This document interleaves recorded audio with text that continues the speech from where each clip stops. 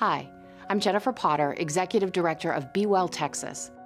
Too many people are struggling alone these days, and alcohol and drug deaths are increasing. We started Be Well Texas to offer high-quality, science-based addiction treatment and recovery services anywhere, even at home. We provide compassionate, caring support virtually or in person. In many cases, there is no cost for treatment if you don't have insurance. Really. Welcome to Be Well Texas. We're glad you're here.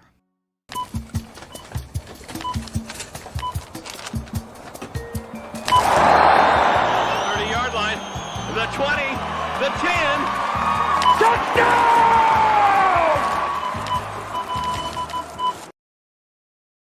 10. You're so sweet. They both have strong points. I would say so, and I think that there's a. Oh, you're here. Hey V. Hi V. Hey Vams. Hey Vams. Vams. Vams. This should be a brand. Yeah. Spooky season. Woo! Well, there's your cold open. Yeah, exactly. That's the cold open right there.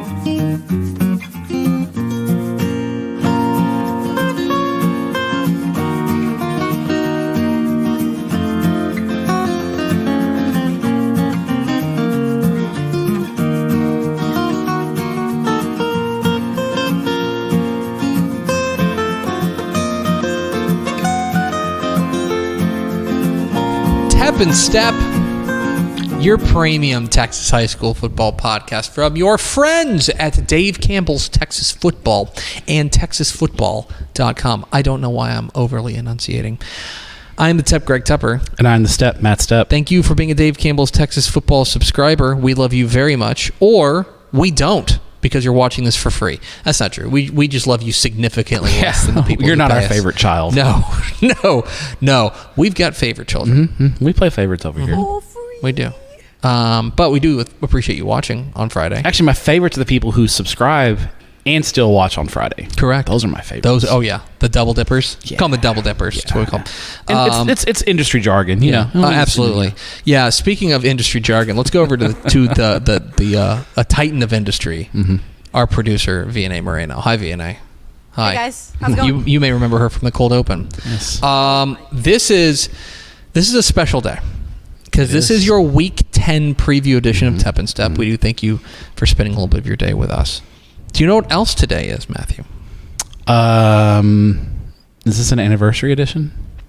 Is it 150 episodes? Today is episode 200. Wow, Tepp 200. and I said Stepp. 150. Wow, we should have gotten a little Brooke cake or would have definitely gotten a cake if we just said There's something. a reason I didn't tell Brooke. Yeah, she would have absolutely gotten a cake. I don't want her to make a big deal out of this. What? But you're going to go tattle. I know you are, VNA. Well, she watches the show. I know. For those who don't know, Brooke is the mom of the office. Yeah, Brooke's our team She's mom. our office mom. She's our team mom. And we love her. We love do. her very much. But we yes, do not want a cake. 200 episodes, buddy.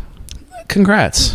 Congrats to us. Congrats Look to at us. To us. Look at us. Just Look at two us. just two dorks just kind of holding hands on the beach, just talking high school football. Yeah, kiss. sometimes there's only one set of footprints because that's when he carries me. Yeah. This is your Week 10 preview edition. Could you imagine our feet in the beach? What a horrible visual that would be. Coming up here. Look at VNA's face. She's just like completely. Coming up here in just a moment, we will have your a recap, a wild and woolly recap of the best week of the Texas high school football season ever. Weekend, yeah.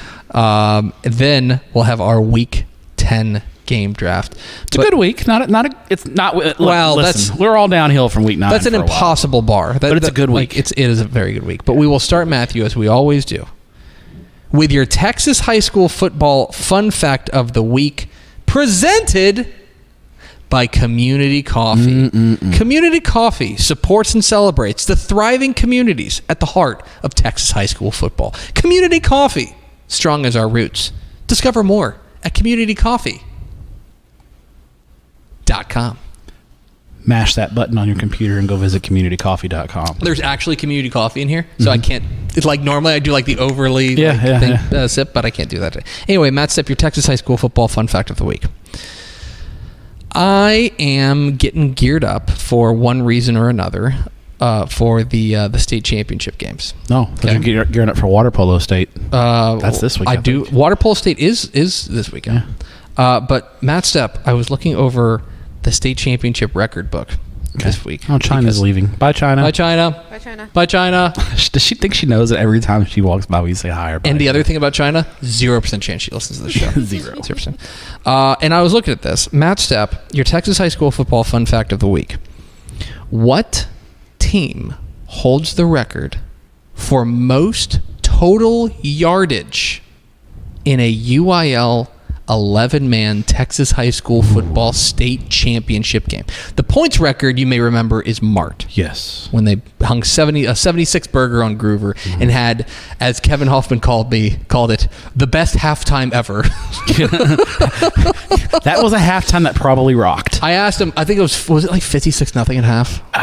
It was something like that. They were up 50 plus. They were up comfortably At halftime at the state championship and game. I remember asking him like after, because I saw him like, because they played Wednesday night, I think. Yeah. And I think that I saw him like Thursday, and I was like, hey, by the way, how was halftime? He's like, dude, it was like, what'd you do at halftime? He's like, dude, it was awesome. We just like talked about how we're going to win a state championship. It's what the parade. It was great. But what is the most total yardage? And I'll tell you, it's not Mart against Groover. Okay.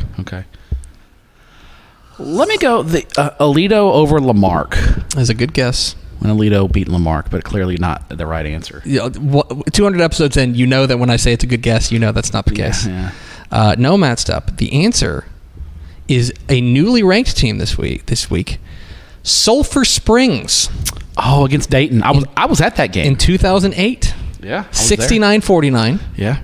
Alamo Dome. And they hung 803 yards of total offense. Tyreek Rollison and you know who they beat in the semifinals? You were there. At Texas Stadium. Was there? You were there. You were covering it for the Dallas Morning News. Who they beat? You debuted the term truck stick that day. Holy cow. They beat Everman. Oh, no. Am I like, was that like your first, like, this is an honest question. Was that like your first, like, exposure to me? No, I think we covered a couple of games prior. Okay. But yeah, we've been like in the same press box together. Yeah. But Back in 2008. Yeah, it was a good game. Sulphur Springs beat Everman, I think 47-35. It was a good game, but Everman fell a little bit short. So. That's right. That was Everman Sulphur Springs. I did cover that game. Yeah. Tyreek Rollison. Anyway, he was good. By the way, he was very good. I want to hear everyone's first exposures to Tepper. I don't remember when my first exposure. I don't love that. Something actually, I think you know this from experience. He's an acquired taste as well. Thank you. I'm an acquired taste. Like, this is something you're like, most people look at me for the, like, get to, like, experience me for the first time. They're like, ugh. And then, you know, after a while, they're like, he's not so bad. Still terrible. He'll do. Anyway, there's your That's what my wife says about me. There's your Texas high school football fun fact of the week. All right, Matthew. I don't even know how to, like, recap week. Okay, here's what I want to do then. Okay. I'm going to pull up on Texas Football Today, I do my top 10 Texas high school football games of the week. Sure. Each week. Okay. And I want to run through these. Little quick hits, and we will kind of react to all 10. Okay. Number 10 was El Campo and Bay City. I made the point on Texas Football Today, they're going to build a stinking statue for Robert Jones. Big win. Got up big, held off El Campo late. Great win for Bay City. They are back as a contender in Region 4. They really are. They really are. And it was like, it was vintage, like, Bay City, in the sense of, like, the defense kind of, like, held on and made plays when they needed. The difference is Alex Estrada, their senior quarterback, 3-year starter. They've got so much experience at that position. It's huge for them. Number 9, Waco La Vega at Robinson. Huge win for Don Hyde's ball club. Huge. That's a perfect example. That's their best win probably since they. I don't want to say since they won the state championship, because they had some good wins after that. But they're officially like a contender. They're a contender now. I mean, I'm telling you, I think people look at them because they have the 3 losses, right? But those losses are to Salina, West Orange Stark, and Stephenville. Okay, those teams have a combined 2 losses. Yeah, there's not a bad loss in that. No, so. And they have a win, like, win over Kennedale or win over Brownwood. Region 3 and 4AD2 is pretty wide open. So, by the way, speaking of that district, speaking of a former team that we used to talk about a lot on the show, in the history of the show, it's a tough year for China Spring. Have you seen China Spring? They're 1-7. They're 1-7. They're gonna miss the playoffs. Yeah, it's crazy. 1-7. Anyway, all right, the number 8 game, Gilmer and Pleasant Grove. I sat here on this show and I said, if y'all F around and let Pleasant Grove win this game, y'all are in big trouble for the next 2 years. Yeah. And I'm holding to it, man. Yeah, huge win. The Hawks, the young Hawks, I need to call Coach Gibson and congratulate him on that win. Big win for them. And yeah, I think that's a statement that they are ahead of schedule in their rebuild, or reload, I guess. It just reminds me of the first time they did this, which was like 2016 through 2018, I think it was, or 2017. First or second year he was there when they switched to the wing tee, and they got good late in the year and kind of got hot. Like sophomore Ben Harmon came along, and they were like, oh wait, they beat West Orange Stark in that title game when they were big underdogs. Remember they threw a pass on the first play, and everyone was like, is that allowed? They threw for 300 yards that game. I know, it's wild. Anyway, number 7, Goliad and Edna. This is the game that I think was flying most under the radar last week. Edna's been really impressive this year. They've been, the last 2 years they've gotten Franklin in the semifinals. This might be Jimmy Mitchell's best ball club. They're really good. Yeah. Which is, it's crazy to say they blew Bay City out. Like let's not remember, they beat Bay City handily in non-district. It's a really good team. And the thing is, what's crazy about that is that like Edna, from a star power perspective, is not as star-studded as they have been in the past. No. But they might be better this year. Yeah. Number 6 was Prosper and Allen. Workman-like victory from Allen. This is it's weird to say like a no frills Allen team, but that's what they are. They're just good. Yeah, they don't have like the mega stars. They're just solid across the board. They're Lee Wigginson's a heck of a job there. They're going to be North Crowley's chief challenger in Region 1 in 681. They're just sound. Like they're just real rock solid. Yeah. You know what I mean? Number 5, Westlake and Lake Travis. Westlake doing Westlake things, defense and special teams. Isn't it funny that now Westlake and Lake Travis are both defensive teams? Like they're so known for being these high flying spread offenses, and now they're like grinded out defensive teams. It's the evolution of football. They're the favorite in D2 Region 4, right? Westlake. If they go D2, hold that thought. Oh, here we go. Hipster games. Hipster games. Just saying. Number 4 on my list was Nederland and P&G. Not fluky. No. Nederland beat them. No. Nederland beat them. Jeff Joseph lost a close game. I know. Yeah. There were a lot of firsts on Friday night. And yeah, he lost a close game, and Nederland did what you have to do, which is they just kept swinging. They kept swinging. And Hubert Thomas felt like he got better as the game went warmed on. down a little bit. Yeah. This has got major implications in the bracket. I mean, we are on high alert for P&G South Oak Cliff round 2 now. One of those teams, if form holds right now, the last 2 weeks of the regular, basically Nederland's got to win one more game. Yeah. Nederland wins one more game, P&G is going to be the 2 seed, and we're get locked in sock P&G round 2. One of those teams will be home before Thanksgiving. It's insane. Yeah. I mean, that was a state championship game each of the last 2 years. But, I mean, credit to Scott Rich and that program. What a win for them. What a turnaround. I mean, I just can't, guys, on the road in that game against that team to do that. Yeah. The computer had them 21-point underdogs, and they went and did that. I mean, unbelievable. Panhandle and Sunray. Are you ready? Armando freaking Lujan. Are you ready? Are you ready to say it? No. Crab legs? No, not crab legs. Sorry, my bad. Oh, Vina is ready for the Dudes Rock dinner. She's already Dudes Rock dinner. Oh, I mean, he's coming to the Dudes Rock dinner. Yeah. That's down. Sunray can win it all. I'm not ready to say they're going to. Yeah. They can though. I think that they're definitely the favorite in Region 1. I think Stanford's going to be really tough in Region 2. Stanford's really tough. Yeah, but I think they're the favorite in Region 1, which is impressive considering they moved up divisions. But they're the team to beat in Region 1 to a Division 1. They're for real, and if they keep getting actually, they're not. Stanford's the favorite, but they're. But I mean, they're the chief challenger. Yeah, and I mean, it's funny because it started off as a bit of man, Armando Lujan does all these crazy numbers. 3 years. His sophomore year, he was. They were just the plucky team that won games 75-68. Yeah, and they were fun, and we were like, man, look at this kid. And now you're just like, oh, now they're a machine. I mean, dude, they have multi-score wins over Canadian, Panhandle, Abernathy, Childress, and Stratford. They're the kings of the Panhandle. That's as impressive a 2A Division 1 resume as you'll see in the state. It's unbelievable. Very impressive. Number 2, Columbus and Hitchcock. What a game. I mean, I think pound for pound, that was the best game of the night, Friday night. Like I know North Shore, obviously. I think just from an entertainment value standpoint, that was the best game of the night. I mean, those two teams were thrown. Now they took a chunk out of each other. They did. There's some key injuries on both sides that will have to be accounted for come playoff time. And we haven't gotten no confirmation yet. We've heard the rumors on injuries on both sides, but we haven't heard any updates on how bad it is. But it was that fourth down play in overtime that Adam Schobel made was unbelievable. Just the most stupid play ever seen. And then Hitchcock doesn't flinch. They make the play on the 2 point. A lot of teams, you saw Wichita Falls Memorial and Lubbock Cooper. They got it, and Hitchcock made a play to hang on. What a game! Tremendous. I think Region 3 and 3A Division 1 is going to be an absolute slugfest with those two teams, Franklin, Palestine, Westwood.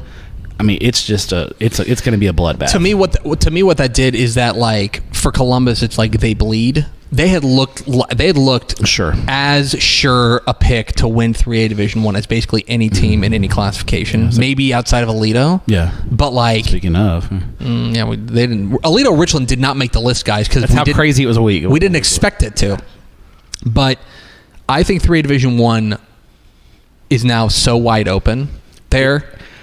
Right now, that's the bracket I'm looking forward to the most come playoff time. Yeah. I think that's going to be a fireworks factory across the board. And number 1, of course, Pearsall and San Antonio Memorial. Congrats to Pearsall, the Mavericks. Great win. Yeah. Anyway, the top game was North Shore and Atascocita. Somebody sends me Ben's Taco Stand, please. That's my spot in Pearsall. Ben's Taco Stand. You're sick. North Shore and Atascocita. I've been to Pearsall. I've been to a game there. What's that? You can just. If you're in Pearsall, Texas, I would love somebody to go to Ben's Taco Stand and bring me some tacos. Thank you. North Shore Tepper some too. Yeah, thank you. North Shore and Atascocita. We were texting as we were putting together the rankings this weekend, and I told you I think there's a chance that those are the two best teams. We had a heated debate in Slack about it. Yeah, we almost fought. Yeah. I think there's a chance those are the two best teams in 6A. I think Houston as a whole is deeper than it's ever been. I think those two teams are a huge reason why. I still got some concerns about North Shore. Offensively, they just look disjointed. But the defense is back to 2018 levels. They were great. It is, and it's funny, in the second half especially. They bowed up and they bowed their neck and came up with plays and held them in that game. Yeah. Carde Mack's so fun to watch, man. Carde Mack's unbelievable for Atascocita. Torrey Blaylock was, let's call him 75% in that game. If that. But their backup running back looked just as good exactly. as Blaylock. Like there was no drop off. I don't know. Like when North Shore's offense was rolling, it was like, you see it. You see how all the talent when it comes together. Oh yeah, it's shocking. Yeah, you're like, oh wait, no, they're the best team in the state. They were. Give credit to Atascocita. I think they made them inconsistent. Their defensive game plan was really good. They played great at defense. They did. Yeah, but North Shore just made plays when it mattered and came up with the big plays. We're probably seeing it again.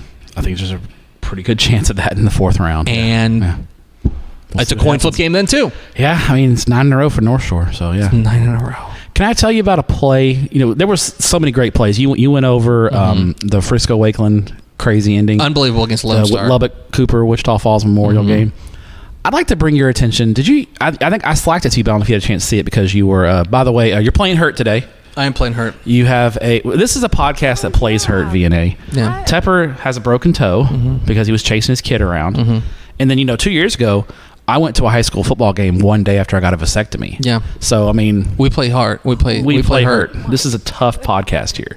Hashtag toe strong. Yes. Pray for my safety. Yes. Yeah. You're fine. You're good. We just play hurt. That's all. Yeah. All right. Courage. So you talked. The courage boys. I sent you a Slack, but again, you were dealing with your broken toe. Amarillo Tascosa, nearly the courage boys. We're high school football heroes. Yeah, really. We are. I don't throw around the term hero, but I feel like we are. All right. So, Abilene and Amarillo Tascosa played. Tascosa almost pulled the upset. Lost 31-29. Okay. Did you hear how they lost 31-29? No. Okay. Tascosa's up 27-25 with less than 30 seconds left in the game. Okay. They take an intentional safety. Love it. I'm on record. This is one of my favorite plays in football. When it's the smart play, taking the safety. And it was a smart play. It was fourth down. They were way backed up. Instead of punting, risking a block, doing something, they take the intentional safety. Unfortunately, on the ensuing kickoff, they made the mistake of kicking it to UTEP commit Ryland Bradford. Oh, no. Who took it 70 yards to the house for the game-winning touchdown to win 31-29. Oh, my God. Yes. It's in your Slack DMs. I will have to find that. Yeah. That's as crushing a loss as you will see. Because you take the intentional safety. You're like this is to ensure the win. Brutal. Yeah. Ryland Bradford, the UTEP commit did the Ryland Bradford things. So tough. Yeah. Anyway, what a week of high. What a week. It was such a good week. And again, like it's one of those things like we've been hyping up week 9 all year basically. And it delivered. Delivered in a big way. Yeah. Like the next time we're gonna hype up a week is probably like regional semifinal week. It's December. Yeah. Like December. Yeah. And it's like. Hopefully it comes through the same way. Anyway, it is now time for our Week 10 game draft. If this is your first episode of Tap and Step, welcome. Hello. I'm Greg. That's Matt. That's Hi. VNA. Alexia. Vans. Moreno. Our girl Vans. If it's your first episode, here's how it works. Stepp and I go back and forth selecting games we are most interested in. That is the phrase that pays. So last week, hypothetically, you could have chosen... Kyle Lehman versus Bastrop Cedar Creek. Was that last week? Oh no, this week. Sorry. What was last week? Banchetti beat Monte Alto 33-13. Oh, congrats to Banchetti. The fight in Corbett Smiths. Yes. Sorry, I thought you were asking for this week's game. Or this week you could choose Kyle Lehman versus Bastrop Cedar Creek, a battle of 0-8 teams. And all you have to do is sell us on it. That's it. And it could be for whatever reason you're most interested in it. Stepp and I had a coin flip before the show. I won the coin flip. We'll go 5 rounds back and forth selecting game we're most interested in. Then we'll have the hipster game of the week, which is a game that's flying under the radar. Then we'll find out where Stepp's going. Then we'll see what VNA wrote down, and then we'll call it a show. Okay? Pot right? Cool. Let's go. I had a coin flip before the show. I won the coin flip. So I get to pick 1-1. And Matt Stepp, in a week that admittedly... Not week 9. Not week 9. But I'm interested to see where you go. But here's the funny thing. Not week 9. Also not week 8. No, it's pretty darn good. I'm really fascinated to work because there's not a clear-cut number 1 pick. There's not. There's a good upper crust, though. And I'm going to start 7 o'clock Friday night at Hornet Stadium in Corpus Christi. Oh, yes. In a matchup of unbeatens, one of 2 matchups of unbeatens in the state. Both in Region 4, by the way. Oh, that's right. Both in Region 4. Yeah. Shout out Region 4 after dark. As the District 15-5A Division I title is on the line, as the PSJA North Raiders visit the Corpus Christi Flower Bluff Hornets. PPR. Pride, Passion, Raiders. Absolutely right. Pride, Passion, Raiders. Do you remember PPR, VNA? I'll tell you when you're older. Come on, VNA. What? I'll tell you when you're older. When I tell you after the show, you're like, oh, dang it. Pride, Passion, Raiders. And this game rocks, and this is the product of the not weirdo, but kind of the forced alignment of 15-581, where the UIL has to smush together the Valley and Corpus Christi. Because there's only 2 Corpus Christi 581s. Right. Flower Bluff and Vets. So they have to go south. Correct. And so in this iteration, PSJ North is on the road, making a 150-mile road trip. And spoiler alert for the picks, because I mentioned this in the picks video. I think people who are not familiar with South Texas think like, oh, Corpus to the Valley. Like, what's the big deal? No. This is the equivalent of like an Austin team playing in Houston. Yeah. Okay. It's 2 hours. It's a good road trip. And if you're coming from the Valley to Corpus, before you get to Corpus, you got to go through a Border Patrol checkpoint. Right. Like, there's a checkpoint you got to go through. Right. Like, it's a lot going a drive, on. Yeah. It's a haul. This is, for me, the premier strength-on-strength matchup of the weekend. Because when Flower Bluff has the ball, it is showcase showdown time, okay?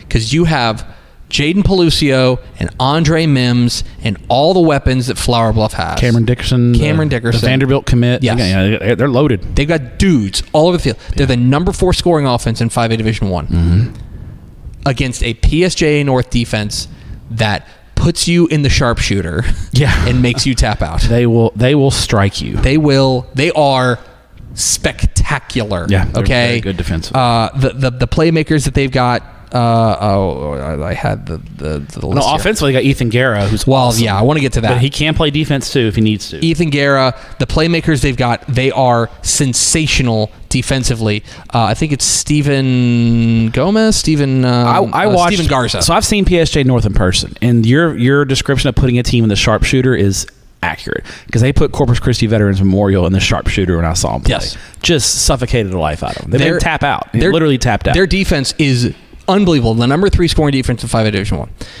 But you're right.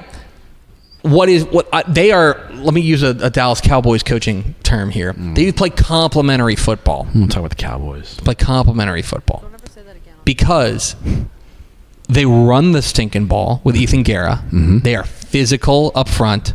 They match up with you up front. They run the ball. They keep their defense fresh. Ethan Guerra's a workhorse, dude. He is. He is really a good dog. Yeah. He's got that dog in him for sure. But it's not like the Flower Bluff defense has been any slouch. Their defense has been very good as well. This game fascinates me to no end. I think PSJA North's style actually matches up fairly well against this high-flying Flower Bluff attack. It takes their strength away. I think you limit the number of possessions, you shorten the game here, and it plays into their strength. I think PSJA North's going to do it. I think they're going to go to Hornet Stadium and get a win. Okay. I think they're going to get a win. You do not agree? No, I go Flower Bluff primarily because they're at home. Yeah, and that's a huge advantage. I think they're going to jump on PSJ North early, get up 14-0 quick, and kind of get PSJ.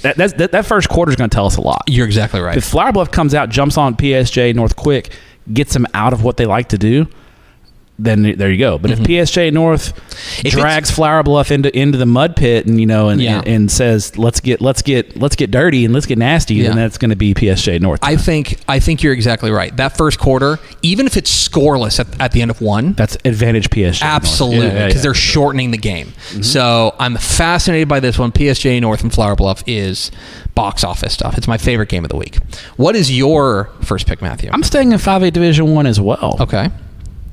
Thursday night, 7:00 at the Field. Ooh. Live on TexanLive.com. 8-1 College Station visits 7-1 Pflugerville Weiss. And a district title is not on the line because A&M Consolidated has wins over both teams. But a home playoff game is on the line. Absolutely. And that's big because first round you got to go to Houston. Big. College Station, both teams last week, easy wins, right? College Station, actually, Weiss didn't play last week. We'll talk about that in a minute. Both teams' last game is against Lockhart, barbecue capital of Texas. Go to Kreutz. I'm a Smitty's guy. Where do we go? Where do we stop on the way? I think Kreutz is where y'all went, but Smitty's on their best day is the most consistent. Me and Powers. Smitty's, yeah. It's a great date. It was a good day. College Station beats Lockhart 56-10. Cade Corcoran, the quarterback, set a school record, 6 touchdown passes for the Cougs last week. That'll play. That's 5 straight wins since they lost to Consol for the first time in school history. Weiss also has 5 straight wins since their loss to Consol, and they had the week off. They beat Lockhart 2 weeks ago, 42-0. And I think the key for Weiss has been Jackson Shadd, their freshman quarterback. He has developed, he had a really bad first half against A&M Consolidated in the loss. It was third game of the year. It was his third start of his career. He looked a little overwhelmed in that first half. Who was the quarterback who was supposed to be their quarterback? Jax Morgan, I think. Yeah. I think he committed to Arkansas State or something. And he got hurt. Got hurt in the scrimmage. He got out for the year, and they had to put a freshman in. And I think that news came down that he got hurt in the scrimmage, and we were like, well, that ruins an otherwise promising season for Weiss. Yeah.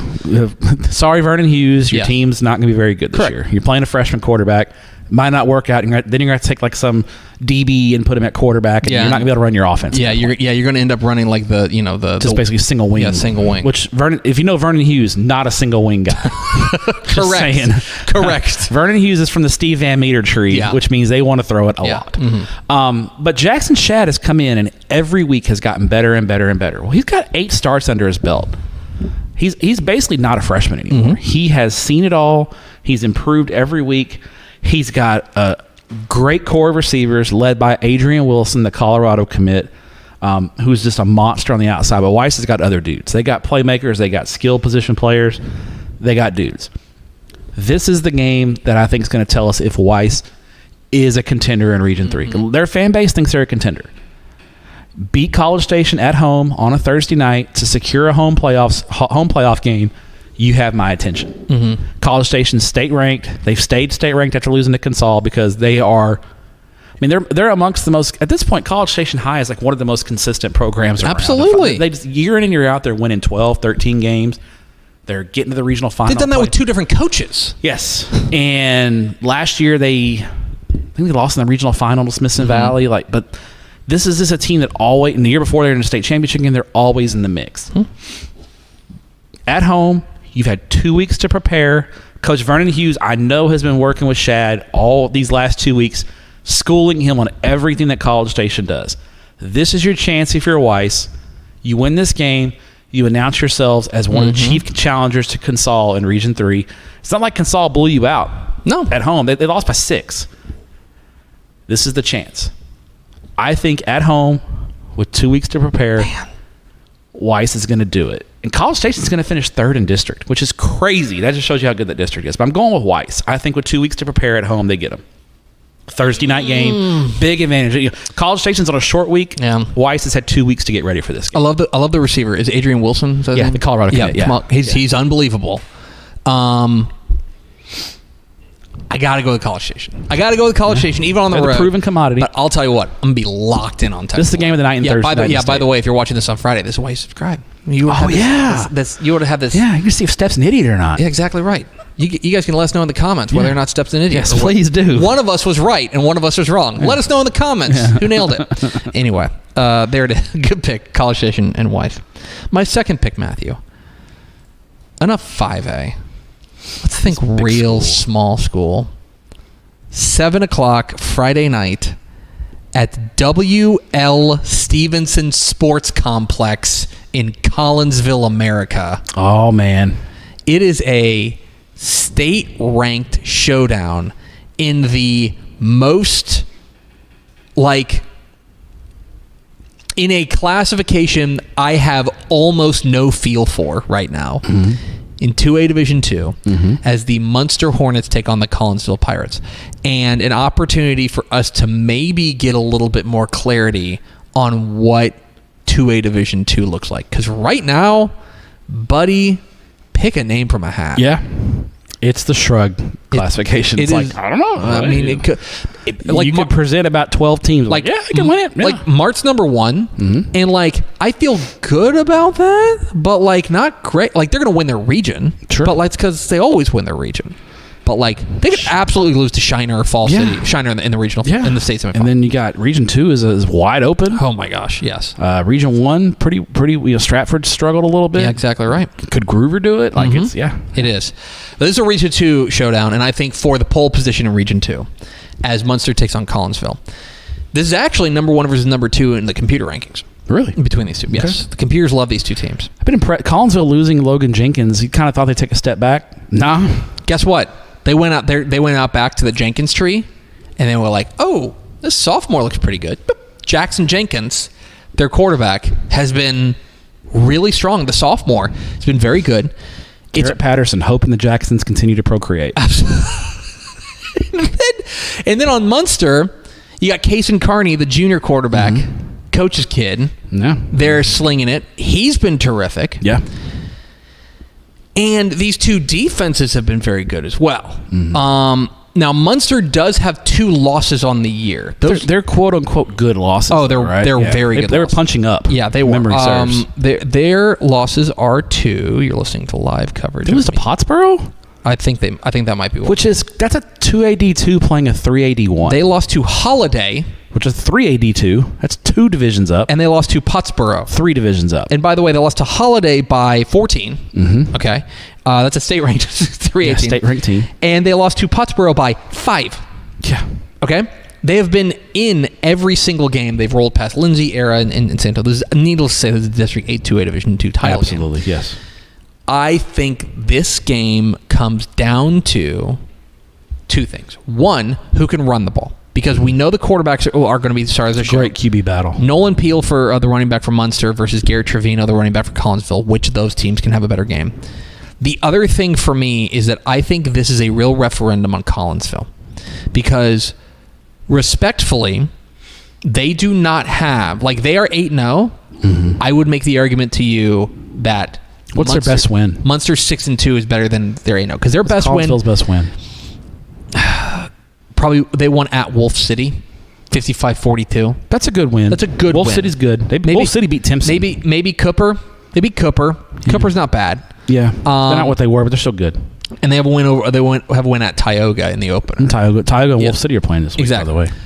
I think this is a referendum on Collinsville. This is by far their toughest game of the year. Agree. Munster punched up significantly and played some contenders. Battle tested. I think that wins out. I'm picking a lot of road teams this week. I don't like that, but I like Munster on the road. I think they're a little bit more battle tested, and I think that that big game experience, especially when you're dealing with teams that are primarily comprised of youngsters at key spots, I think Munster's a small favorite in this one, and I think that's the team I'm going with. I like it. So I like Munster, and Collinsville's my second pick. What was your second pick, Matthew? 7:00 Friday night at Newton Field in Graham, Texas. The state-ranked 4A Division II matchup as the undefeated Brock Eagles come to town, take on the 7-1 Graham Steers. It's number 2 versus number 5 in this week's rankings. Listen, Graham or Brock has effed around in 4A, and we will find out. Yeah, this is the test. Yes, they have some good wins. I mean, number 1, Brock's average margin of victory is 38 points. They're just drilling people. They have a win over Decatur, which it's a nice win. Decatur's not what they were. They also, the other thing about Brock, they beat Aubrey too pretty handily. That was a nice win. The other thing about Brock, as good as they have been, and as consistently good as they have been, it's been a long time since they were 8-0. Yeah, because they play such a tough non-district schedule. They'd be 3, and they'd be like, we will play the Tampa Bay Buccaneers in week 1. Yeah. And we'll play, like, the Canadian national team in week 2. Shout out Canada. I'm going up there Saturday. We'll talk about that in a little while. I know. They put up an 80 burger last week on Burke Burnett. By the way, did you notice how many 80 and there were a lot of lopsided scores last week? You keep talking. I'm going to look up how many teams scored a lot of points. I know Refugio scored 95. They did. Brody Woods had 109 yards and 3 touchdowns. Didn't play the second half of the game. They emptied the bench. Like, everybody got into the act for Brock. It was a total team effort over Burke Burnett, doing their thing. The backup QB threw 3 touchdown passes last week. Like, it was literally everyone. Graham had a little bit tougher test. They played Mineral Wells and passed that test with relative ease, 37-0. Graham's defense. Graham has not ever been known as like a lockdown. No. When Graham's really good, it's because their offense is cooking with Crisco, and they 124. Held Mineral Wells to 124 yards. By the way, Mineral Wells the last 2 weeks, 21-0 to Brock, 37-0 to Mineral Wells. You think Cody Worrell's like, can we just play somebody that's not state ranked, please? Correct. Yeah. The offense did a good job. They weren't firing all cylinders, but they did enough, right? Ty Thompson, who is been there basically, since 2010. Yes. Only had 80 yards passing, but he did run for 68 yards. And he's touchdown. Our age. Yeah, Ty Thompson has like 4 kids. He's driving a minivan. He's got a 401k. He's got so much experience. He's been around forever. Yeah. He's like giving investment advice to us. Like, he DM'd me the other day. He's like, hey, you need to get on these stocks. Like, just doing it all. He's been around forever. Correct. Rylan Monsey's the key for Graham. If they can get him going, he had 114 yards and 3 touchdowns. That gives Graham's offense that balance they need. I think Graham, this is the game they've been pointing to. This is the statement they can make that they say, hey, we're the contender in Region 1. It runs through us this year. I think at home, it's going to be a rowdy crowd. Full house is going to be expected at Newton Field in Graham. Beautiful stadium, by the way. That's a great, they host a ton of playoff games there. I just got this feeling Graham's going to get just looking at things and just kind of analyzing it. I feel like this is Graham's year. I think the offensive balance. Brock's got Brody Woods, great quarterback matchup. I think Graham's got a little bit too many playmakers. Give me the Graham Steers. Their only loss is to Springtown, and Springtown's 7-1. In honor of our 200th episode, we're just disagreeing a ton. Yeah. We're just an old married couple. Yeah, it's basically what we are. At this point. How cute. There's two things here. I don't think your assessment of this game is wrong.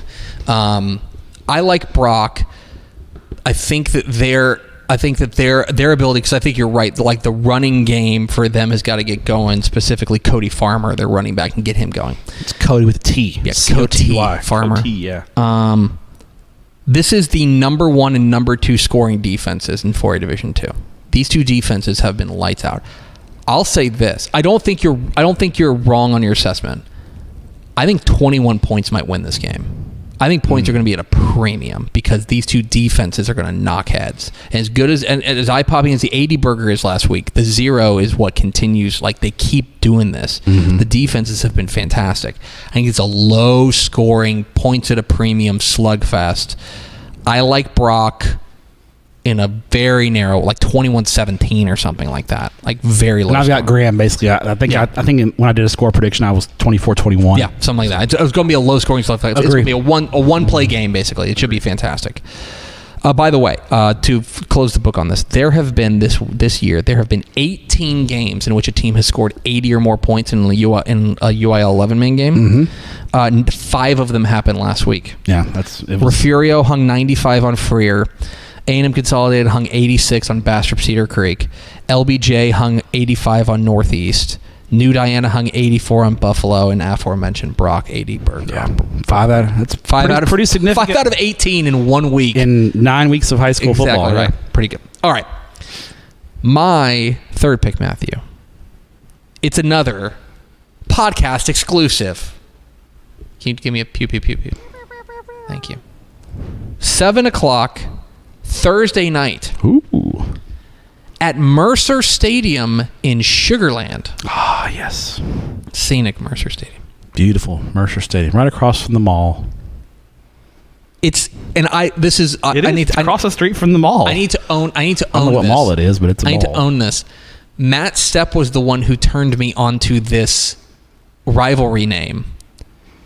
It's the Tollway Cup. That's right. Hell yeah. As Fort Bend Ridgepoint takes on Fort Bend Hightower. It's a fun rivalry. For the District 21 6A crown. Let me tell you, there's a lot of tollways in Houston. Yeah. Bud, a lot of tollways. And this is the Tollway Cup. And Hightower is a team that could lay trophies as a road with potholes in it. The Tollway Cup. Hightower. It's not, but Hightower is the team that could lay claim to being the quietest 8-0 team in Texas. Yeah. Like what they've done. And even though I would say they've got a couple of signature wins. They have a couple of nice wins. They have that overtime win over Port Arthur Memorial. That's a 5A, but still. Mm-hmm. It's a good 5A. They have a win over Spring Westfield in non-district. Who's gotten it together. Mm-hmm. They've gotten it together 6-2. And they beat Clear Falls in non-district. Those are 3 solid non-district wins. Agree. Now, they have spent the last month and a half bludgeoning kind of the also rans of 21-6A. Yeah, doing unspeakable things. They've just been crushing people. Yeah. And it's easy to see, it's easy to like this team. I think they've got a lot of weapons. LaDamian McDowell at the running back spot is kind of I think he's the straw that stirs the drink. Mm-hmm. But they've got a quarterback that's pretty darn good who went off last week. Yeah.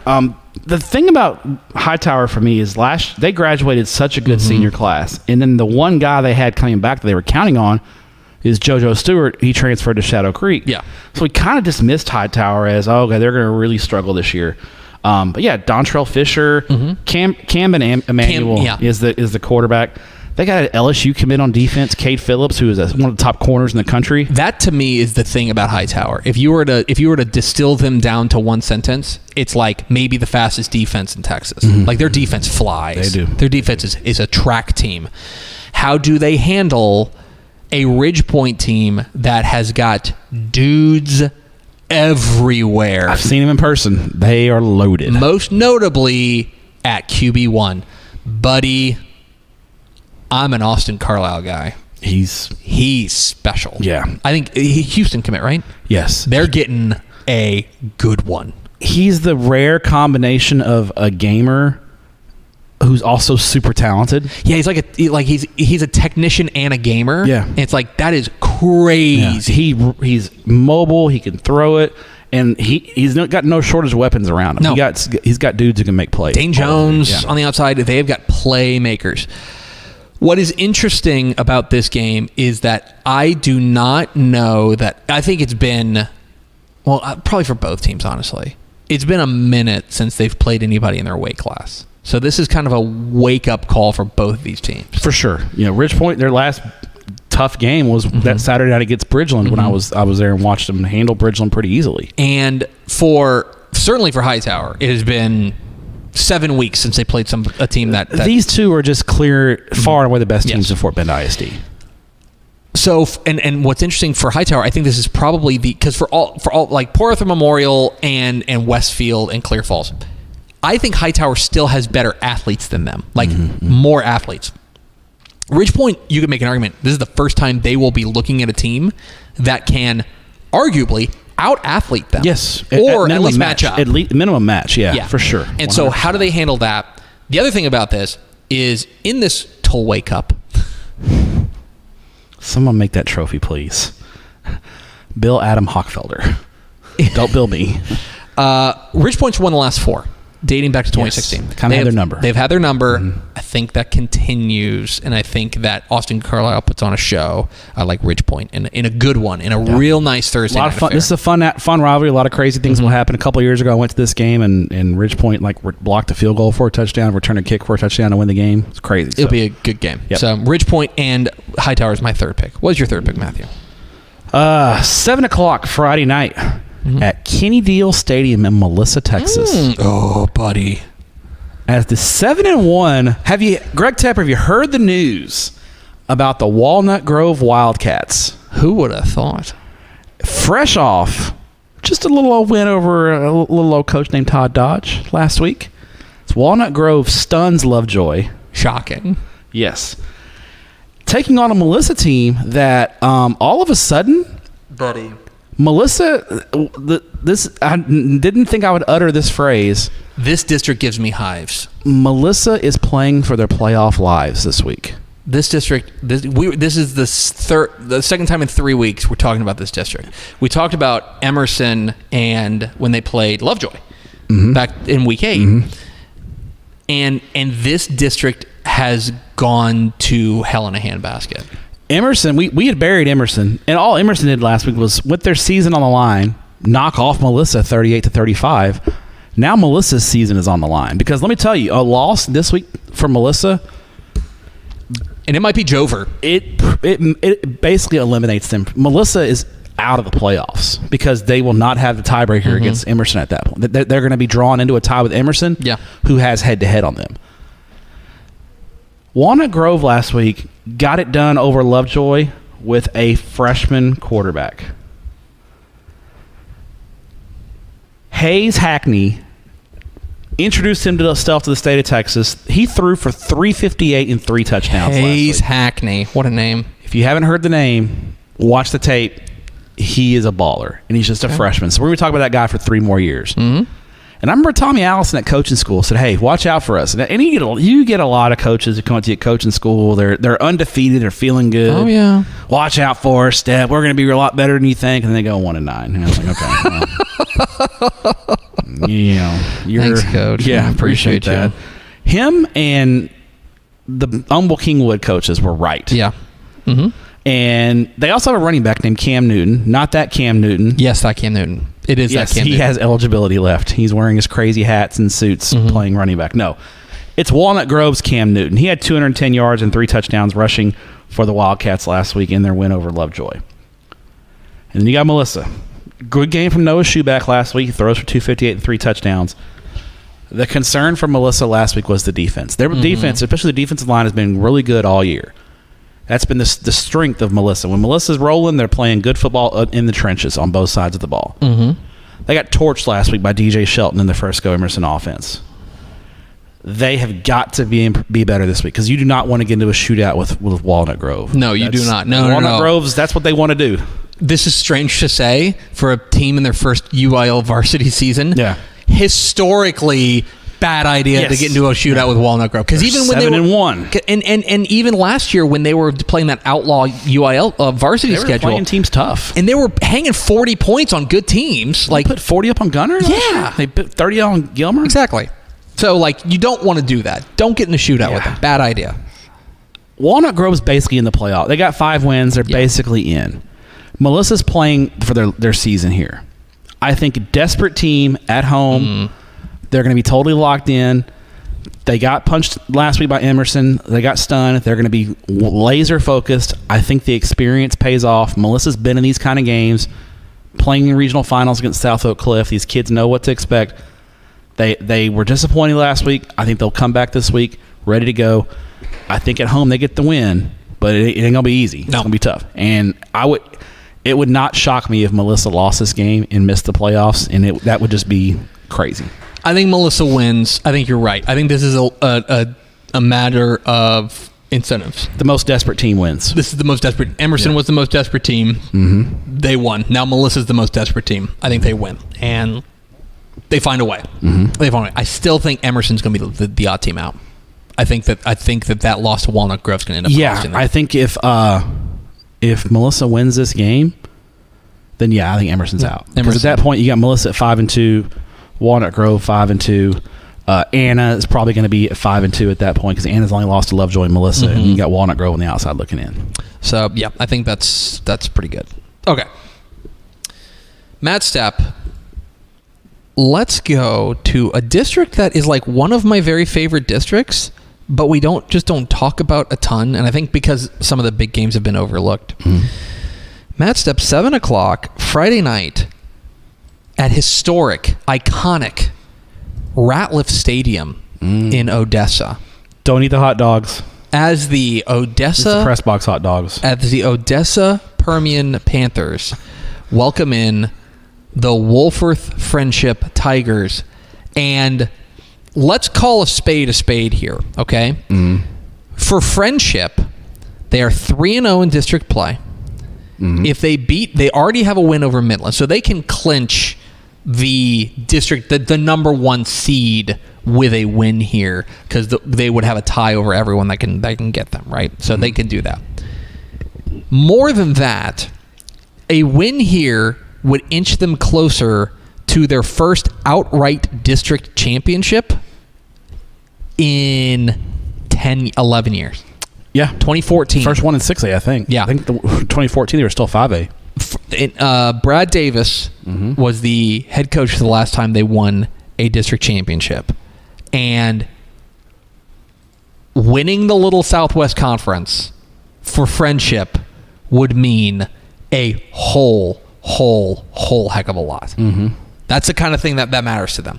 And there's reason to believe they can do it because Wolforth Friendship, again, has the extremely controversial opinion and the extremely controversial strategy of what if we just score every time we touch the ball? What if our offense just like lights people up? Yeah, seems like a good strategy to me. Week? They have got so many weapons offensively. The playmakers on the outside, Chase Campbell and Leighton Stone. I mean, they are just, and it's Holden Phillips, the quarterback, just slinging it. And by the way, they can run the ball too. Yeah. Ethan DeLeon, this is a team that is averaging, you are listening to live coverage of me seeing how many points they're averaging. Oh, it's a lot. They're averaging 53 points a game. Okay? Now, they're giving up 34.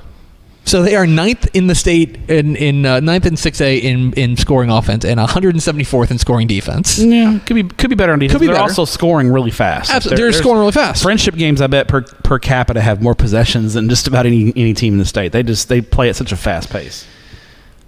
And now it is time for a referendum on Permian because everything was hunky-dory, and we were careening towards this being an even bigger game until last week when they got rivalried. They got Midland legacied, and Rebs are back, baby, as a great man once said. They got bit by the rivalry bug, and it is a classic throw the record books out situation. They play Midland Legacy, and they get beat, and they kind of get beat badly. Legacy got on early and just jumped on them. Just kept them at arm's stuff length. like that. Now, they scored plenty, and their offense has been very good, right? Guys like Gavin Black, their running back, has been great. I like their quarterback, Jacob Garcia. That was their first loss of the year, but it's a costly one. It's not just bragging rights. It's also costs you an opportunity to potentially win the district championship. Well, if you had trouble with Legacy's offense, what in the heck are you going to do with Friendship's offense? That's my concern here. You just gave up 49 to Legacy, and let me tell you something. I am pretty sure that that Friendship's offense is better than Legacy's. Now you get them at home. That is a long road trip. I like Friendship, though. I think they're just going to be able to outscore them. I think they're just going to be able to just go punch for punch with them and outscore them. And if they, and for Friendship, they can inch closer to really what would be their first Little Southwest Conference championship. Correct. You know what I mean? If they were to do that, and that would mean a lot. I like Friendship in this one. I think their offense comes up big, and I think this is pointsy. I'll say this. I think this is a shootout. So don't be surprised if this game ends up 63-55. But I like Friendship in this one, in a matchup in the Little Southwest Conference. What is your fourth pick, Matthew? 7 o'clock Friday night in Texarkana as the 8-0 Jefferson Bulldogs take on the 7-1 Liberty Ilo Leopards in a really big game and a really tough District 8-3A Division I. These are the two best teams, but this district's tough. Jefferson, another one of those teams that could lay claim to being the most under-the-radar 8-0 team in the state. First-year head coach. Battle two really good first-year head coaches here. Ty Taylor at Jefferson, Brad Willard there at Liberty Ilo. Been very impressive what they've done in a good district with Gladewater, Tatum, and Atlanta. How about Atlanta, by the way? It's a really nice win for the Rabbits. Oh, yeah? Or Tatum, 42-7. Just saying. Number 1, Malakoff does lurk in Region 2, but I think the winner of this game takes the reins as the chief challenger to Malakoff come playoff time in the region. At the very least, this district is very clearly the power nexus, and so the winner, I think you're right. Even just by virtue of winning that district, should be the chief challenger to Malakoff. Both teams are coming off blowout wins last week as Jefferson blows past Sabine 74. What's Sabine? Losing their quarterback right at the beginning of the season just killed them. I know. Jefferson beat Sabine 74-12. Liberty Ilo beat White Oak 78-20. So a lot of 70 burgers at 8-3A last week. For Jefferson, their quarterback Thymus Taylor had a huge game, 5 passing touchdowns, 2 rushing touchdowns. 4 players scored at least 2 touchdowns for Jefferson in the win, including their star running back Cameron Williams, the UNLV commit. He's got all the headlines, but Jefferson, I saw Jefferson in 7-on-7, and they were amongst the best looking teams getting off the 7-on-7 bus. There's not a bus for 7-on-7, by the way, but just get off on the hoof. They looked great. Sorry, VNA. I'll have to explain Ratliff Stadium hot dogs to you too, by the way.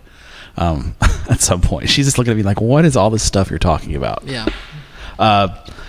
This is us dragging VNA into the deep water. Yes. Ratliff hot dogs, 7-on-7 bus. Yeah, just No life jacket. Gary Joseph's loins. It's just all over the place, So first-year head coach Ty Taylor has done an amazing job at Jefferson. They are living up to their potential, and I think they're a real threat. You got Liberty Ilo. Brad Willard did a great job at Mount Vernon, goes to Tyler Legacy for a year, coordinates them for a year, gets them to the playoffs, does a great job. They're 7-1, and their one loss is to Carthage. Okay, you're a 3A, and you lost Not to Carthage. bad. Okay. Their quarterback, Trip Basinger, threw for 443 yards and 8 touchdowns last week. This dude. He's put up monster numbers Is this he year. a junior? I don't know. He transferred in from his dad's coach, transferred in from Hooks, I believe. Just monster. He's got a wide receiver, DeQuayne Prevost, one of the top recruits in the country at wide receiver. 4 catches, 208 yards, 4 touchdowns last week. Seems pretty good. This is going to be a shootout, Tepper. I think Jefferson's defense is the key in this game. Okay. I like the Bulldogs on the road. I think defense carries the day. I think they're going to get it. It's going to be high scoring. I could see it being 42-35, 45-41 kind of game, but in a key moment, give me the Jefferson defense to get a stop and get the win. Basinger is a senior. Okay. I like Liberty Ilo.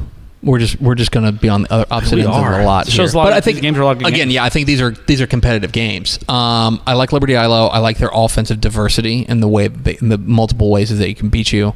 And being at home, I think helps too. But fascinating game, Liberty ILO and Jefferson. Mm-hmm. Good game. Matt Stepp, we are going to close out my portion of the draft by giving you a Saturday game. Really? What? What, Tepper? Like, what are you even thinking here? Let's go. Let me make sure I get this right. You're watching. Okay. 2 o'clock Saturday at Klein Memorial Stadium. Oh yeah, in Klein. My favorite district in Texas. It is the District 15 6A Gallimaufry. As write that one down, Gallimaufry.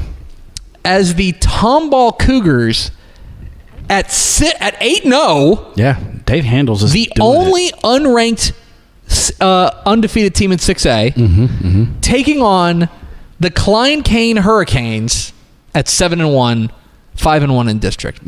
And it is time to have a dialogue about Tomball, because Matt Stepp, I am here to report to you that Tomball, I'm upgrading a watch to a warning. Oh, okay. Tomball is back on their bullsh.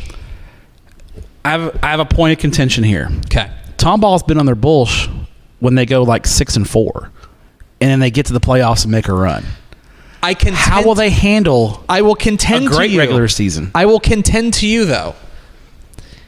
Matt Stepp, they are 8-0. Very impressive. Very impressive. They've got playmakers like Oswaldo Morales, the running back, who has been terrific for them. They're also wearing black uniforms, which is weird. It's hard to get used to it. Don't like that. I'm used to Tomball being in white helmets, Exactly. red jerseys. Red and white. Yeah, Exactly. They're all black. Great look, red and white. The black, Matt Stepp, they have played 5 games. Is that right? 1, 2, 3, 4 games within 1 score. Half their wins are 1-score wins. That's crazy. And they have won every single one of them. That's what Tomball does, man. Okay. They just usually do it in the playoffs, not the regular season. They win on the margins. Dave Handel's ball club wins on the margins. And they've done it in a big, big way.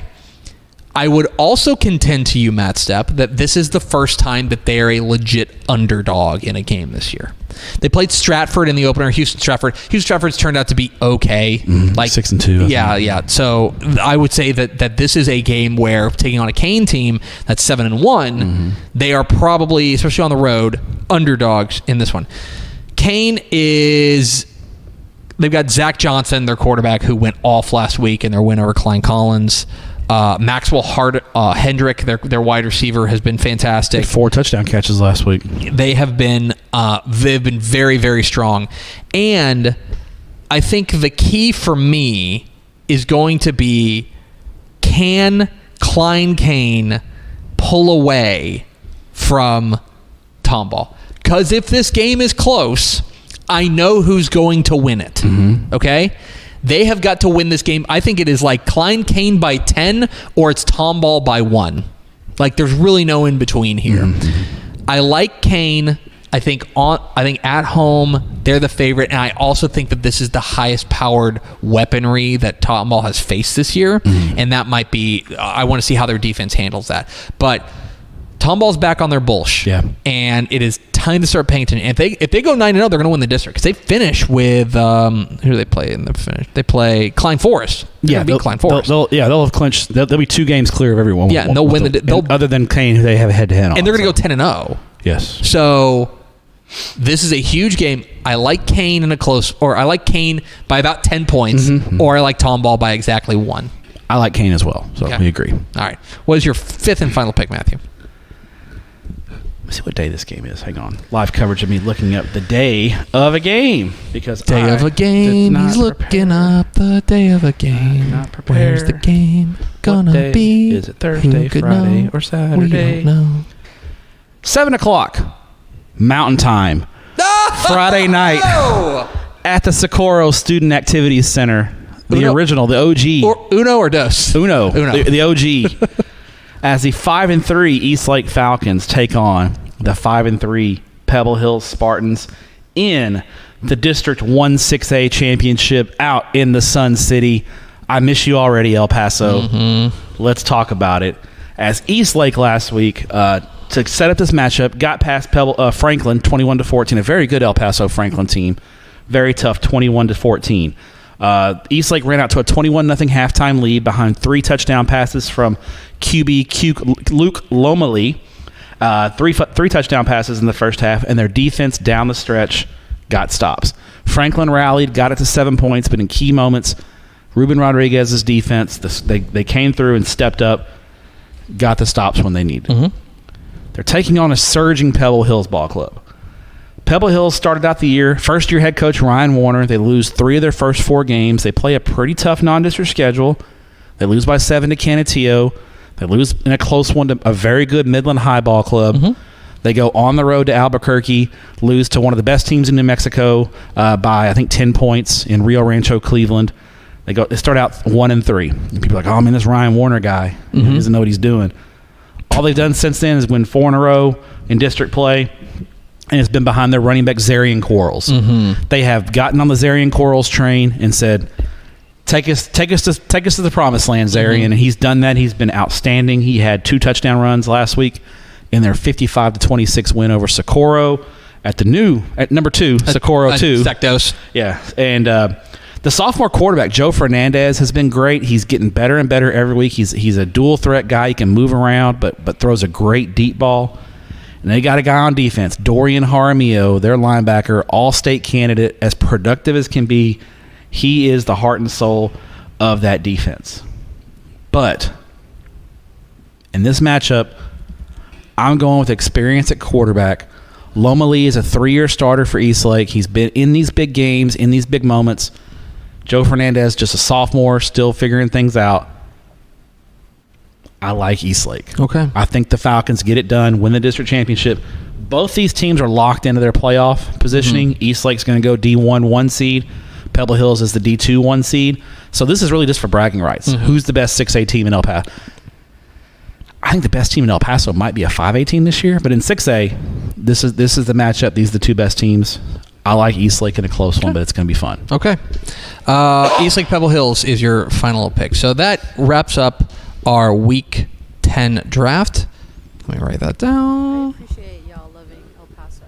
So Listen, I love. We are at El. We are. What's wrong with loving El Paso? On record and say. What do you mean? I'm saying I appreciate it. Okay. El Paso rocks. Yes, it does. It's it is objectively a top 3 city in Texas. Ooh. We're not going to go rank the cities. In some order: Alpine, El Paso, and a third to be named later. Oh, off-season Stepp. All right, there's our Week 10 worst cities. Our Week 10 draft. Stepp took College Station, Pflugerville, Weiss, Brock, Graham, Melissa, Walnut Grove, Liberty, Ilo, Jefferson, and El Paso, Eastlake, El Paso, Pebble Hills. I took PSJ, North, Corpus Christi, Flower Bluff, Munster, Collinsville, Fort Bend, Ridge Point, Fort Bend, Hightower, Friendship, and Permian, and Tomball and Klein King. Good wide swath this week. It is. We covered the gamut. There you go.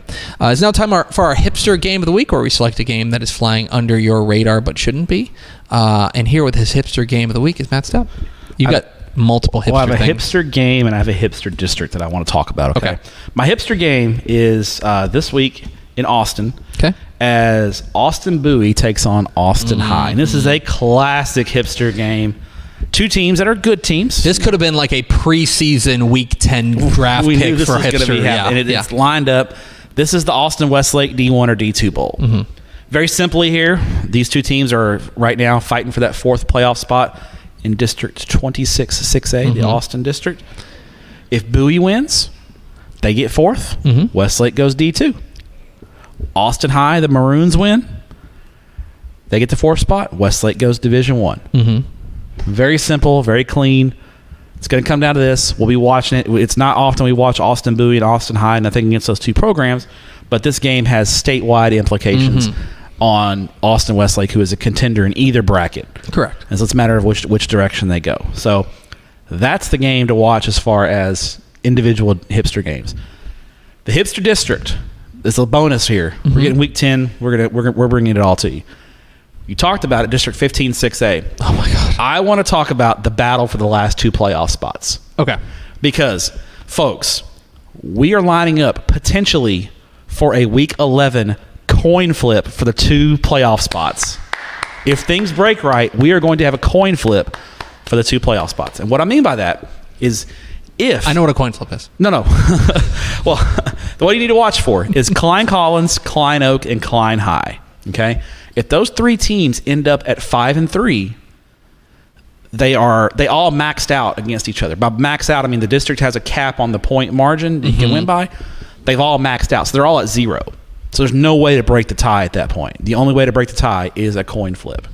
So you have a three-way, which we should broadcast it on Texan Live because we have Klein ISD. Pickle, where are you at? But a lot has to happen before that. Collins and Oak are both 4-3. They only have 1 game left. Mm-hmm. They're both pretty big favorites in their final game of the year. Collins plays Forest this week. They're going to be a big favorite over Forest. Mm-hmm. And then Oak next week. Oak's off this week. They close the season on Thursday with Tomball Memorial. They'll be favored over Tomball Memorial.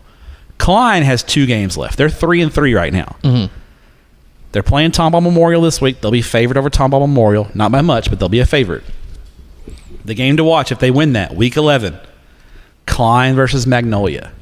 If Klein wins that game, and Klein wins out, Collins wins out, Oak wins out, they all go 5-3, we're flipping a coin for the final 2 playoff spots. Hell yeah. Keep an eye on that. That rocks. So I'm talking to Pickle. I'm going to find a way to broadcast on Texan Live a coin flip for the final 2 playoff spots. That just cooked right there. Let's Stepp cooking. Just give me the kitchen. Get in the kitchen. Yeah. Matt Stepp, my hipster game of the week. Should not be a hipster game of the week. Oh, I know what you're talking about. It's the other unbeaten game, isn't it? 7:30 p.m. Friday night at Southwest Dragon Stadium in San Antonio. Can I say this? Southwest Dragon Stadium might be the coolest stadium in the state that I've never been to. Oh, well, you can fix it. It's like down on a river bottom. Mm-hmm. They can't put turf on it because it's so flood prone. They can't turf it.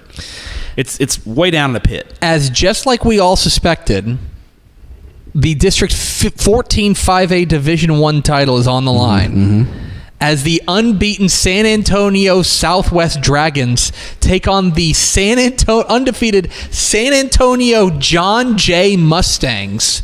Gary Gutierrez is doing it again. You know, Jay went 10-3 last year in 6A. They finished 3rd in their district and then got hot in the playoffs. Lost to Dripping Springs in a good game. But they graduated a ton. They did. But they dropped. So this game is for a district championship, and there's just a lot on the line here in this district. Now these two are not just it's not just the teams with the best record, they are also the best teams. These are the best teams in this district. They've been pretty dominant. Yeah. It is a good story if Southwest wins. Southwest is they've been to the playoffs. They've been good, consistently pretty good under Alejandro Franco. They may have had a 10-0 regular season at some point. Yeah, they did. Back in 10-1? In 2009, they went 10-0. They had the dreaded 10-1. Yeah, they went 10-1 in the playoffs. But they've had good years. The story here is if Jay can pull it off. Now, Jay's still got to finish off the regular season next week against the team they're favored over Southside. They'll be favored, pretty heavy favorites over Southside. Matt Stepp, Jay has not won an outright district championship since 2005. They have never had an unbeaten regular season. Really? They've been around for a while. 1967. This is not one of the newer San Antonio. They've been around for a little while. If Jay can pull this off, and I think this is a one-score game. Yeah. Computers got it, I think, Southwest by 4, and a lot of that's just being at home. Sure. Get 3 points at home. This would be a monumental moment for Jay. I'm going with Southwest at home. Really? Okay. I got Jay. But I'd love to see it. I picked Jay in the preseason. I'm sticking with it. I think Jay has got the juice. They can pull it off. Fabulous game there. It's a game worthy of your attention. By the way, speaking of things that haven't happened very often, a shout out to the Fort Worth Pascal Panthers. Yeah, that's awesome. The Pascal Panthers, if you didn't know, they clinched a playoff spot last week for the first time since 1995. I was a freshman. Is that right? 95. It was one of the longest. Is one of the longest playoff droughts in Texas high school football. Yeah. I mean, look, if you haven't been in the playoffs since the 90s, So they 95 the last time Pascal. And I'll just tell you that like there was a minute when I was in high school, Coppell was in the district with Pascal, and they were just the punching bag. Yeah. I mean, it has been tough for the Panthers for a long time. So congratulations to Pascal. That is worth celebrating. Sure. Absolutely. Making the playoffs for them. So there you go. That is our hipster games of the week. Where are you going this week, Matthew? Thursday night, I will be in Garland to watch Naaman Forest taking on Saxe. Naaman Forest, Home right? What's that? No, Williams. Oh, okay. Right in the Naaman Forest, led by Coach Jesse Perales, right in the middle of the playoff race. They are looking strong, but a win would... You're continuing your El Paso trip, basically. Basically, because like Coach Perales... He's an El Paso guy. Just somebody bring me Chico's Tacos. Taking on Saxe, who's the district leader right now, so it's a good Thursday night game there at Williams. And then Friday, the District 5A Division I title, maybe it's 6-5A. I think it's 5-5A. Division I title is on the line as the unbeaten West Mesquite Wranglers visit Standridge Stadium to take on the 7-1 Newman Smith Trojans. Beautiful Standridge Stadium. I think West Mesquite's for real. Yeah, I think so too. But I'm excited. I know Ish saw West Mesquite last week. I'm seeing it. So we're a West Mesquite heavy show right now. So, by the way, I went to a game last week. I went to Wascom and Big Sandy. How was Tyler? That was East Texas. Spectacular, of course. And Big Sandy, cool stadium. Like they got great history there and stuff like that. Game did not go their way. Wascom was up 21-0 before they had an offensive snap. That's so generally not good if you're the other team. Right. I'll tell you this about Wascom. They're fast. They got some cats, dude. They got some dudes. They generally do. It was impressive, and it was good to see Wade Lawson out there coaching. West Mesquite. So you know how teams have like turnover chains and things like that. West Mesquite's got like a fur coat that they put on a player if he gets a turnover. It's like a. Ish took a picture of it. It's awesome. So I got in the Twitter comments and I said, I asked Coach Jackson, and in the comments I said, where does one find a coat of such style and class? So yes, so that rocks. Yeah, they got bits. So can you get a picture in it? That's my goal. Yes, that is my goal. Hopefully he'll let me. Coach Jackson, if you're watching the show, can I please pregame get a picture in the coat? Yes, please. That'd be great. That'll be somebody's Slack meme for sure. Oh, absolutely. So that's my no game Saturday this week. It is Mrs. Stepp's birthday weekend, so I am flying to Canada Saturday, and we'll spend a few days up in Canada, which is going to set up. Yeah, but I mean, here's the thing: you're going to be back by Monday to do Tep and Step, right? No, because we have dinner Monday night. We have a reservation Monday night. What? So I will not be. It will not be. It will be a stepless Tep and Step next week. VNA, did you know about this? I did not know about this. Yes. Oh, well, what are we gonna do? Well, I'm calling in a backup. I'm calling in the room. I'm calling. I'm calling in a relief pitcher. As breaking news, Ashley Pickle will be stepping in. Whoa! To host Tep and Step. It'll be Tep and Pick next week. Wow. Yes. Ashley Pickle. It's going to be basically a WTF takeover. So, sorry. Thoughts and prayers to you. Oh, my gosh. Yes, amazing. All we need now is Mallory to come in and it'll be a complete, they'll just gang up on you. So, WTF. Yep. So seems like it sucks. So it will be a stepless week next week. Good luck. Okay. Please. We do 200 episodes, and he's like, I'm done. I'm out of here. 200 is enough. I've hit my limit. So hopefully Pickle does not take my job. But I know she'll do a great job. So. She will be just fine. And it'll be a fun week 11 because it's like, Yeah, you could have 15 6A chaos to talk about. So yeah. Let's go to VNA Moreno to find out what she wrote down. Oh boy. I was like, we were kind of halfway, and I was like, what am I don't feel like I'm not even writing anything down.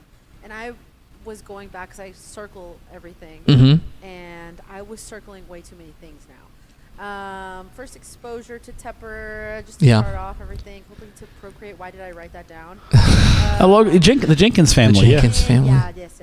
Collinsville. Who had the minivan with 4 kids and a 401k? Oh, that was Graham's quarterback, Ty Thompson. Yeah, Ty Thompson. Yeah. That, exactly. I need to write that down. Okay. This district gives me hives. Yes. 15-6A. 15-6A gives me hives. The coin flip district. Yeah. No. The Melissa. Oh, Melissa gives you Melissa district. Yeah, that Melissa district gives me hives. Yeah, sorry. 405A Division 2. There should be a 7-on-7 bus. Yeah. Okay, yeah. historically bad idea to get in a shootout with Walnut It is. Grove? It is. Don't eat hot dogs at the stadium. Which stadium was it? Ratliff Stadium. So my first ever game ever at Ratliff Stadium. Ratliff Stadium is where Odessa Permian plays. For Friday Night Lights. It's like Friday Night Lights, the stadium. Okay. I'm in the press box, and I'm like, this is Ratliff Stadium. It's awesome. Blah, blah, blah. And, a lot of places will bring you a meal on the from, that kind of thing. And we were brought a bag of chili dogs from the concession stand that looked that's horrid. Can I just tell you that's also like a bad container, it's a bad yes, it's a bad measure of they were hot dogs. They were wrapped in foil, but it was like just a grocery bag of hot dogs and grocery bag. A sports writer who shall not be named. I don't even think he's a sports writer anymore, but the guy that was in there, George, decided no, Hinojosa was not. Hinojosa knows better. This guy, I don't know what he was thinking, but he saw free hot dogs, and I was like, yeah. And by the third quarter, he had disappeared. So, oh no! Just saying. So, okay, good to know. Do not eat the press box. I'm sure the concession stand dogs are lovely, but the press box hot dogs, no, thank you. And that's gonna do it for us. Thanks for being a Dave Campbell. Wait, you got one more? No, wait. I added a note about myself. Okay. Oh, let's go. I said VNA loves El Paso love. There you go. There you go. That's right. Yes. You can count on us to talk about El Paso. Yeah, count on us. That. Yeah. Thanks for being a Dave Campbell's Texas Football subscriber. Thanks for your courage, Stepp. Yeah. See you in 2 weeks. We'll talk to you next week on Tep and Step.